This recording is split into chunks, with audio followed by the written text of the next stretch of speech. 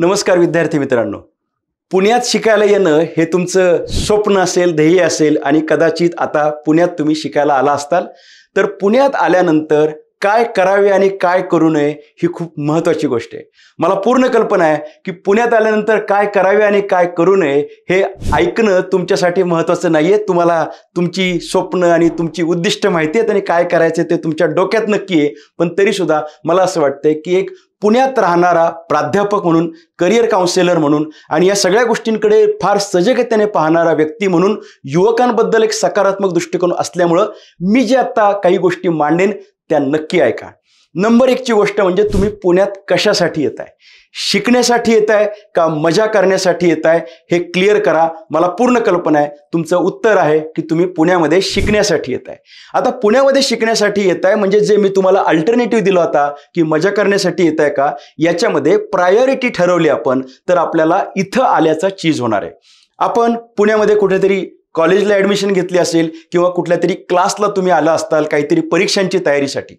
मला असं वाटतंय की आपण जेव्हा पुण्यामध्ये येतो तेव्हा पुण्यामध्ये सगळंच काही ग्रेट असतं असं काही डोक्यामध्ये एक विषय घेऊन आला असताल तर पहिल्यांदा तो मुद्दा बाजूला ठेवा. पुण्यात आल्यानंतर तुमचा कदाचित भ्रमनिरास होऊ शकतो आणि तुम्हाला असं वाटू शकतं की अरे ह्या लेवलचं शिक्षण आम्हाला आमच्या गावात सुद्धा मिळालं असतं. पण जर असं वाटलं तर तुम्ही नाराज होऊ नका, त्याचं टेन्शन घेऊ नका. कारण पुण्याची जी उपलब्धता आहे, पुण्याची जी तुमच्यासाठी जी उपयुक्तता आहे, कदाचित तुम्ही त्याचा विचार केला नसेल. अशा अनेक गोष्टी पुण्यात आहेत.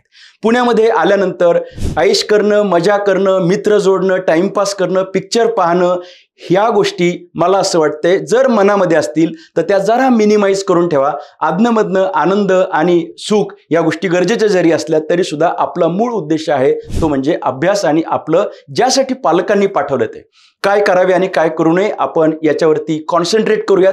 पहिला मुद्दा जो आहे तो आपण ज्यासाठी इथे आलोय त्यासाठीचं जे काही अटेंडन्स आपला असेल तो अटेंडन्स अत्यंत महत्त्वाचा आहे. काय होतं की तुम्ही आलात, तुम्ही ज्या जिल्ह्यातले आहात, ज्या तालुक्यातले, ज्या गावातले आहात, तुम्ही तिथल्या मित्रांशी फ्रेंडशिप करता, मैत्री करता आणि तुम्ही त्यांच्यातच राहता. बऱ्याच वेळा असं होतं की 4 वर्ष पुण्यामध्ये राहून देखील काही मुलांची भाषा देखील बदलत नाही. ती बदलावी अशी माझी अपेक्षा नाही, परंतु पुण्यात राहिल्याचे कोणतेही इंडिकेशन्स त्यांच्या व्यक्तिमत्वात दिसत नाहीत. त्याचं कारण ते विद्यार्थी त्यांच्या जवळच्या म्हणजे ज्याला असं म्हणता येईल की कम्फर्ट झोनमध्ये राहतात, जवळच्या मित्रांच्यातच राहतात. पुण्याचा जो आस्वाद आहे, खऱ्या अर्थाने पुण्याचा आस्वाद साहित्यिक म्हणून, पुण्याचा आस्वाद एक खऱ्या अर्थाने सांस्कृतिक केंद्र म्हणून, पुण्याचा आस्वाद अनेक प्रकारच्या शैक्षणिक संस्था, विविध प्रकारचे रिसोर्सेस, इंडस्ट्रीज यासाठी आहे. पुण्यामध्ये अनेक चांगल्या गोष्टी उपलब्ध आहेत. ह्या पुण्यातल्या ह्या गोष्टींचा आस्वाद आपल्याला घेता आला पाहिजे. अभ्यासाच्या बाबतीत आपण सुरुवातीला बोलतोय, आपला अटेंडन्स महत्त्वाचा असला पाहिजे.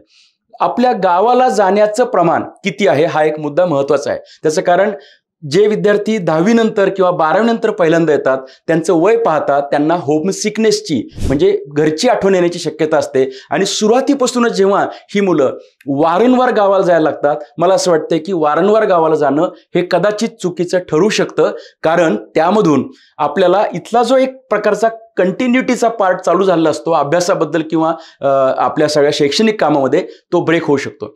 परंतु गावाला जात नाहीये असं पण करू नका. हे जरी केलं तरी सुद्धा आई वडिलांशी जो संपर्क आहे तो मला असं वाटतं की आपला दररोजचा असायला हरकत नाही. मुलं किंवा मुली जे काही इथं शिकायला आलेत त्यांची वय काही जास्त नाहीयेत. मला असं वाटतं की त्यांनी आपल्या आई वडिलांचा दररोजचा संपर्क किमान संध्याकाळी आपण इथे काय करतोय, कशा पद्धतीने चालू आहे सगळ्या गोष्टी, ह्या सगळ्या गोष्टींची कनेक्टिव्हिटी ठेवण्याची अत्यंत गरज आहे. इथे आल्यानंतर इथले जे शिक्षक असतील, प्राध्यापक असतील, रिसोर्स पर्सन असतील यांच्याशी संवाद होण्याची गरज आहे. पुण्यामध्ये तुमच्या महाविद्यालयामध्ये किंवा तुमच्या शैक्षणिक संकुलामध्ये अनेक प्रकारचे उपक्रम राबवले जात असतील, अनेक प्रकारच्या वेगवेगळ्या ॲक्टिव्हिटीज असतील. कदाचित त्या तुमच्या गावाला तालुक्याच्या ठिकाणी होत नसतील, त्या तुम्हाला पुण्यामध्ये मिळणार आहेत. त्याच्यामध्ये पार्टिसिपेट करा, त्याच्यामध्ये विनिंगला जा. बरेच विद्यार्थी अनेक जिल्ह्यांमधनं येऊन पुण्यामध्ये मोठं यश मिळवताना दिसतात. त्याचं कारण ती मंडळी पुण्यातल्या ह्या स्पर्धांमध्ये पुढे राहून, अग्रेसर राहून, बऱ्याच वेळा कॉलेजचा प्रमुख सुद्धा, GS सुद्धा, विद्यार्थी प्रमुख सुद्धा हा अन्य जिल्ह्यांमधून आलेला असतो. जेवढी एनर्जी तुम्हाला इथं डिसिपेट करता येईल एक पॉवरफुल ॲक्टिव्हिटीजमध्ये, परफॉर्मन्समध्ये, टीमवर्कमध्ये ती तुम्ही दाखवायला पाहिजे. शिक्षकांशी संवाद व्हायला पाहिजे. जी मंडळी ह्या विविध क्षेत्रातली एक्सपर्ट आहेत, जी तुमच्यासाठी उपयोगाची आहेत, त्यांच्याशी तुम्ही थेट बोलू शकला पाहिजे. मित्रांनो, पुण्यामध्ये सर्व प्रकारच्या ग्रेट व्यक्ती किंवा ज्याला असं म्हणता येईल की त्यांच्या क्षेत्रातल्या एक मुरब्बी व्यक्ती पुण्यामध्ये वास्तव्याला असतात असं आपण गृहीत धरू. मुंबईत देखील असतात, अनेक ठिकाणी असतात, पण पुण्यात ते प्रमाण जरा जास्त आहे. अशा मंडळींच्या संपर्कात आपण यायला पाहिजे.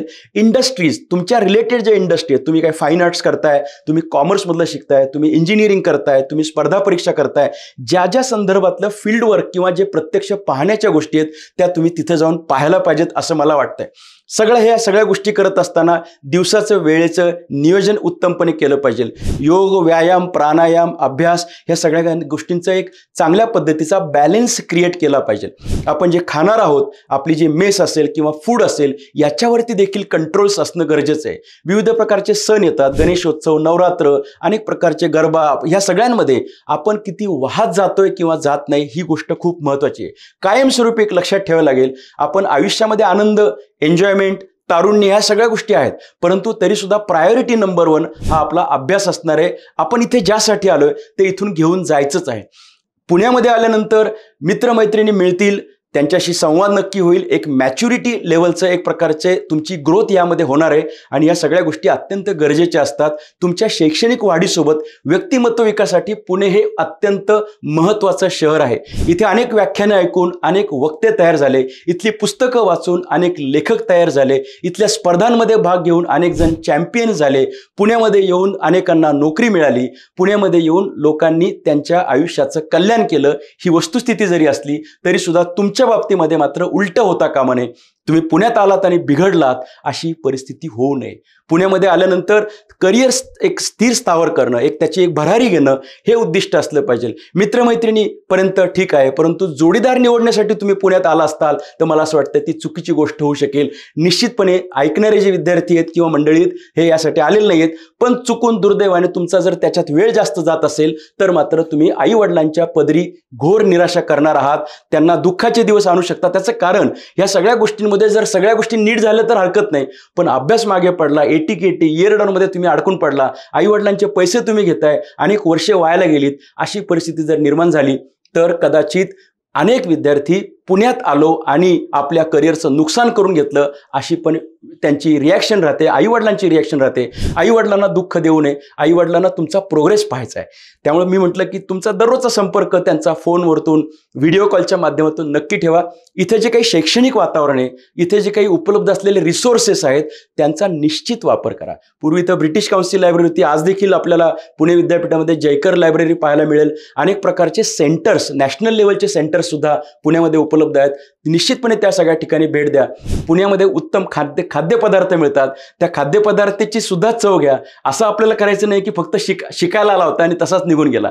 इथे या पुण्याच्या मातीमध्ये मिसळा. पुण्यामध्ये जे काही उत्तमोत्तम गोष्टी आहेत ह्या सगळ्या उत्तमोत्तम गोष्टी नक्की पहा आणि हे सगळं पाहत असताना जो स्वतःचा विकास होणार आहे हा विकास घेऊन, मी मगाशी म्हटलं की पुणेरी भाषा पण शिका आणि आपली भाषा पण विसरू नका.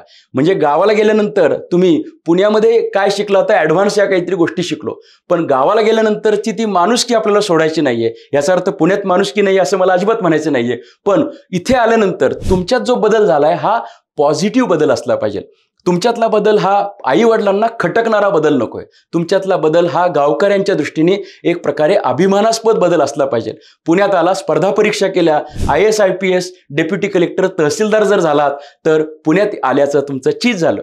पुण्यामध्ये आला आणि एक व्यासंगी वक्ता झालात किंवा लेखक झालात त्याचं चीज झालं. पुण्यामध्ये इंजिनिअरिंगसाठी आलात, फार्मसीसाठी आलात, उत्तम नोकरी मिळाली, कॉर्पोरेट सेक्टरमध्ये गेलात तर उत्तम झाला असल्याचा अर्थ होईल. फक्त मित्रमंडळीमधला टाइमपास, कुठेतरी गणपती विसर्जन म्हणून बघायला गेला आणि तिथे सौंदर्यापेक्षा म्हणजे त्या गणपतीच्या डेकोरेशनपेक्षाही अन्य ठिकाणी तुम्ही अडकून पडलात आणि नुकसान करून घेतलं असं बिलकुल करू नका. बिघडू नका, गाड्या जोरात चालू नका, पुण्याचे नियम पाळा.